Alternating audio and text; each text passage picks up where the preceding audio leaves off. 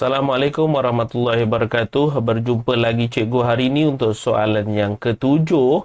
Soalan yang ketujuh ini berkenaan dengan insurans. Boleh nampak perkataan insurans di dalam soalan. So dia tak lain tak bukan berada di tingkatan 5 bab yang ketiga di bawah tajuk insurans. Okey. So soalan kamu adalah berkenaan dengan insurans kebakaran yang ada co-insurans di dalamnya. So untuk soalan seperti ini memang cikgu berpandukan terus kepada buku teks sebab memang ada soalan yang mirip kepada buku teks, dan di bawah ini adalah formula lah yang kamu boleh dapat daripada buku teks muka surat 87. Okey, so ini adalah rumus yang kita akan guna pakai untuk soalan nombor 7 ni. Okey, so soalan kamu kamu bacalah berkenaan dengan apa, tapi yang pasti untuk permulaan kita akan kira dahulu berkenaan dengan jumlah insurans yang harus dibeli. Sebab dia kata harga rumah dia ataupun harga insurans adalah 700,000 dan co-insurans yang diperuntukkan adalah 85% saja, bukanlah 100%. Okey, so jumlah insurans yang harus dibeli kalau ikutkan, cikgu tulis kat sini, iaitu jumlah insurans yang harus dibeli. Okey, sepatutnya lah. Okey, jumlah insurans yang harus dibeli kalau ikutkan kita berpandukan kepada rumus ini adalah berkenaan dengan peratusan co-insurans, iaitu peratusan dia adalah 85% dekat sini tadi. Okey, didarabkan dengan nilai boleh insurans harta. So didarabkan dengan nilai insurans yang dia sepatutnya boleh lah. Okey, yang dibenarkan oleh pihak insurans. So harganya 700,000. Okey, so kita akan kira dahulu iaitu 85%. So 85 per 100. Kemudian kita darabkan dengan 700,000. Okey, so kamu akan ada satu nilai iaitu bernilai RM595,000. So inilah jumlah insurans yang harus dibelilah. Okey, berpandukan kepada 85% co-insurance dia. Okey, dan dalam masa yang sama, kamu kena buat perbandingan. Okey, kita kena buat perbandingan berkenaan dengan nilai yang boleh diinsurans ini. Okey, nilai yang boleh diinsurans adalah sama ada dia sama ke dengan jumlah insurans yang harus dibeli. Okey, ataupun mungkin dia lebih kecil. So ataupun dia mengalami kerugian menyeluruh.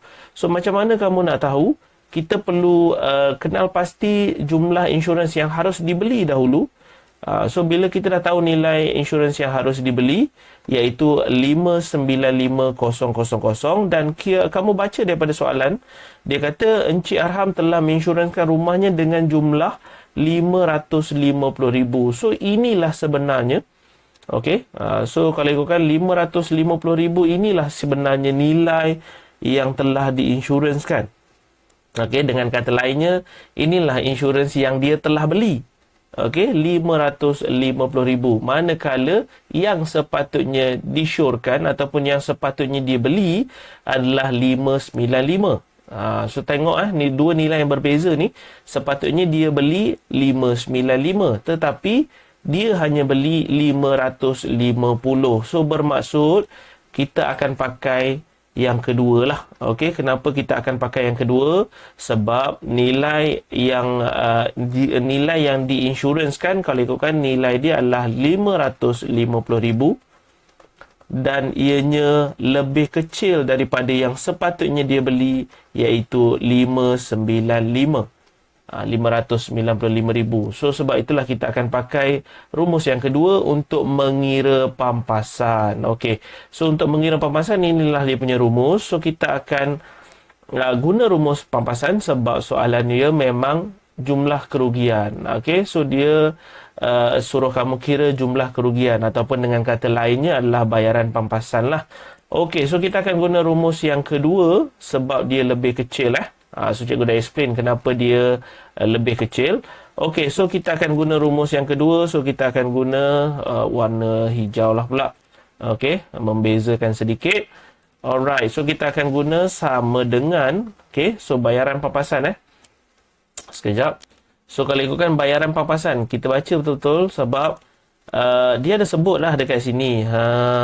So jaga-jaga bayaran pampasan dia dah sebut rupa-rupanya, iaitu RM126,500. So bukanlah bayaran pampasan yang dia nak cari, sebaliknya jumlah kerugian. So cikgu pun dah silap tafsir. So jumlah kerugian, dekat sinilah sebenarnya jumlah kerugian yang kita nak cari. Okey, bayaran pampasan telah pun dibayar ataupun telah diberi nilai. So, kita akan guna rumus ni. So, nilai 126,500 dia akan duduk di hadapan lah. Sebab itu adalah bayaran pampasan. So, itulah nilai dia. Dan rumus kamu diteruskan dengan jumlah insurans yang telah dibeli. So, jumlah insurans yang telah dibeli iaitu RM550,000. Okey, dibahagikan dengan jumlah insurans yang harus dibeli.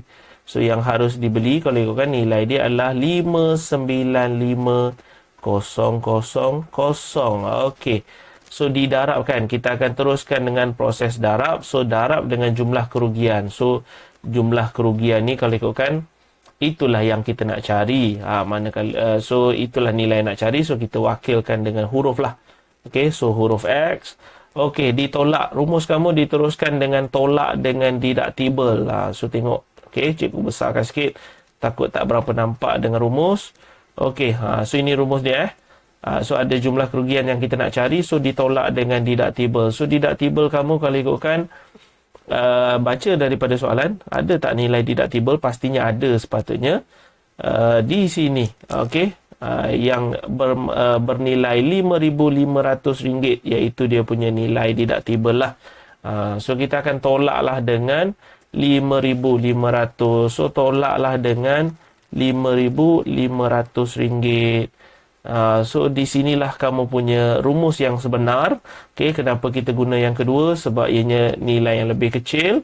Okay, so yang ni selebihnya cikgu akan orang kata kita buat operasi lah. Okey, so kita akan buat RM126,500. Kemudian kita akan tambah dengan RM5,500. Okey, kenapa tambah? Sebab ini adalah tolak. So, pindah sebelah jadi tambah.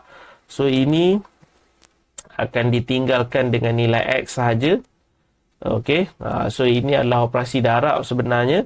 So, operasi darab ini cikgu pindahkan ke sebelah. Dia akan jadi bahagi. So, dia akan jadi bahagi macam ni. So, kalau kamu masukkan dalam kalkulator, dia akan memberi nilai pecahan termudah. Iaitu, kalau ikutkan, dia akan jadi 110 per dengan 119. Okay. So, kamu pindahkan tolak ini dahulu ke sebelah sana, dia akan jadi tambah. Kemudian, kamu pindah yang darab ini. Okay. Yang kurungan dengan X itu adalah darab. So, kita pindah sebelah, dia jadi bahagilah.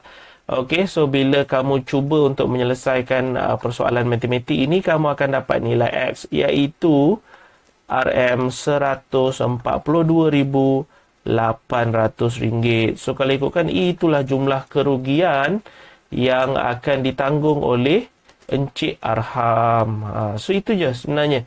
Mudah sebenarnya untuk soalan nombor 7, tetapi kamu memang betul-betul kena mahir lah dengan insurans ini. Cikgu sendiri pun akui ianya adalah bab yang baru, ada masa dan ketikanya cikgu juga tidak berapa mahir jugalah. Okay? So, cikgu juga dalam proses belajar.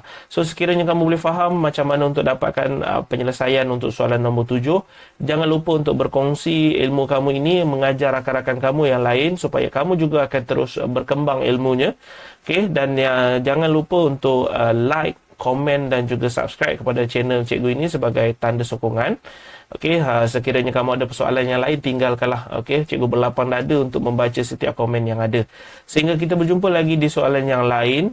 Assalamualaikum warahmatullahi wabarakatuh.